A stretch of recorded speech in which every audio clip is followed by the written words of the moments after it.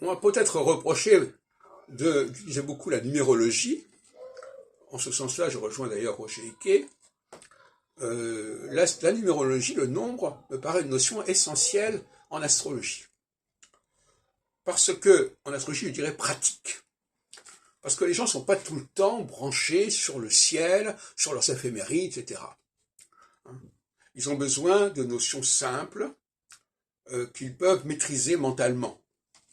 Par exemple, le succès des signes zodiacaux, c'est que les gens, ils ont enregistré dans l'ensemble à quel moment on changeait de signe. Voilà, donc c'est clair, c'est pas compliqué, ça change pas. Voilà. Eh bien, moi je suis pour une astrologie, certes qui puisse tout à fait se référer, quand c'est nécessaire, aux positions astrales, mais ces positions astrales étant extrêmement régulières, eh bien, on peut très bien les connaître par avance, et on peut très bien les situer de 15 ans en 15 ans, ou 7 ans en 7 ans, etc., tout en vérifiant à certains moments ce qu'il en est. Mais de toute façon, le passage d'une phase à l'autre n'est jamais aussi tranché que cela.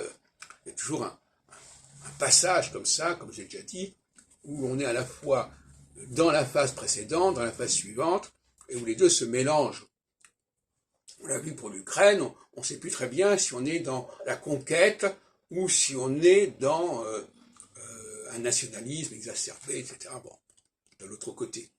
Donc, globalement, je pense qu'il est important que l'astrologie occupe le terrain du nombre et qu'elle ne laisse pas à la numérologie.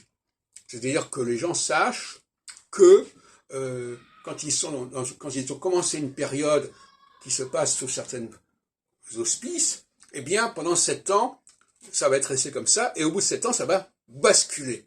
Il faut que les gens comprennent ça.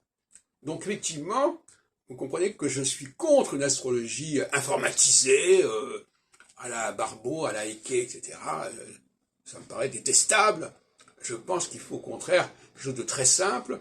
Roger Icke fait les deux. Il est à la fois dans l'informatique, mais aussi, il s'intéresse aussi au nombre, aux intervalles d'années, etc. Donc, il joue sur les deux tableaux, quelque part. C'est là qu'on se retrouve. Mais, pour que l'astrologie se répande, il faut qu'elle se simplifie.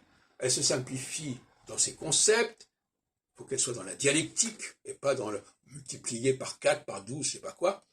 Et il faut aussi que les calculs soient également extrêmement simples. Or, je n'avais pas compris ça à une certaine époque. Quand j'avais fait mon astrologie sensorielle en 76, j'avais proposé des graphiques, etc. Bon. Mais en réalité, non. Il faut avoir un point de repère. Il faut que les gens sachent, par exemple, qu'il y a eu un moment de changement équinoxial à telle date, et à partir de là, eh bien, ils peuvent rajouter 7, 15 en aval ou en amont, et ils s'en sortent à peu près. Et c'est là qu'il faut arriver.